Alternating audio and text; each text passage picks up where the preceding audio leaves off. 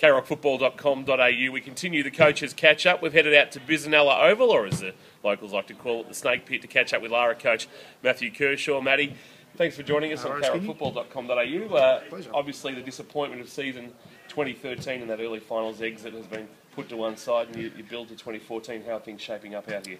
Look, I'd like to say they're going well. Things are going okay. We've lost a fair chunk of our playing list, which hasn't helped. So at the moment we're sort of going through a bit of a recruiting process and trying to replace what we've lost. But it's a difficult task every time, or this time of year, every year. So we're sort of ploughing through that, and yeah, we think we'll get there in the end.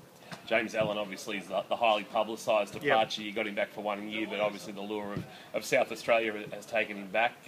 Who else have you lost out of that sort of best 25 that you had last year? Yeah, look, I suppose there's a myriad of reasons as to why. Jim's gone back to Adelaide. Sam Allen and Anthony Elliott, Jim's brother's gone. They're moving to Melbourne for work purposes. David Sablich has left work purposes. Who else have we lost? Daniel Riosa's gone back to Hoppers Crossing, and he played 8 games with us. And I think, who else?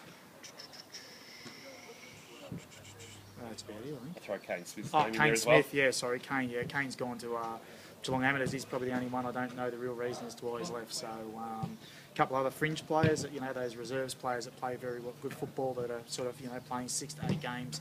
We've lost probably about 2 or 3 of those as well, that are looking for opportunities elsewhere to play senior footy. That happens every year, but that's how you replace and recover. And yeah, so look, things aren't going as well as I'd like them to have gone, but I still think our new killers, we've got a fairly good list. It just won't bat as deep as what we probably have the last couple of years. So.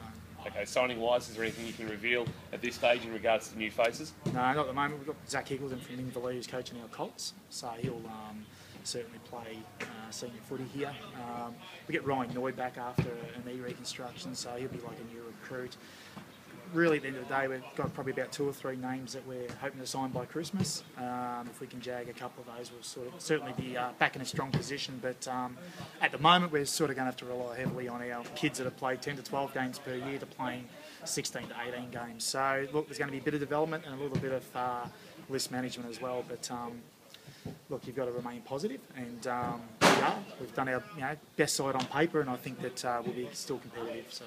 The GFL have done you no favours with the draw. They've sent you to Colac in round 1 and have given you two finalists in the first 4 rounds along with North Shore. It's an interesting start to the year. It could really set up your season. Oh, absolutely. And look, I'd rather be playing Colac round 1 than we have been in the last 2 years round 13. So, when it's raining and cold down in Colac, we've hit bad weather twice there in the last 2 years. So we might get a day like today where it's a bit sunny and, enjoy the facilities they've got down there. So, yeah, I'm actually looking forward to that game.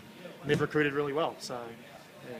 Is this the most testing pre-season you've had? Look, yeah, pre-seasons. Before Christmas, I think most clubs sort of fluctuate with their numbers as well, and, you get 5 or 6 Colts coming up and you've got to develop and educate them as to what we're doing. And, I lost Ben Patrick was our fitness coach, and he's taken a role on at Werribee, so I've had to try and find something for that.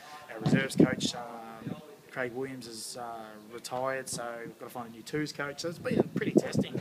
Off-field, we've had a new committee come in, new president, new committee, a whole lot. So the wheels have been turning really slow, and we're really just starting to get into it now, and then we're going for a break. So timing hasn't been fantastic, but you've just got to remain positive and keep plugging away. You've been able to cash in on your proximity to the Wyndham region, so obviously you're linked to Werribee Football Club, but also clubs like Hoppers Crossing and those other clubs in the Western Region League. Do you still look to that sort of area recruiting-wise? Yeah, we've sort of got to look to there first, I guess, because we're on this side of the town, and to talk to players from the other side of Geelong, they drive past 6 or 7 clubs to get to us, so it makes it pretty tough because they only really have to offer the same amount of money or the same promises for them to go elsewhere. So it's happened quite a fair bit, so we have to look this way geographically. So. Fantastic, Kershaw. Always a pleasure to catch up with you. You're very honest and forthright. The question's got to be asked, is the fine being paid up from the final? Yes, it has. It has. Did that hurt? Yes, it did. That 500 could have gone elsewhere. The club wasn't too happy paying their 500. But lesson learned, Kingy. You won't be saying much to the umpires next year? Nothing. Kershaw, always great to Thanks, talk to you. KRockFootball.com.au. Thanks for joining us. Mate. Cheers, buddy.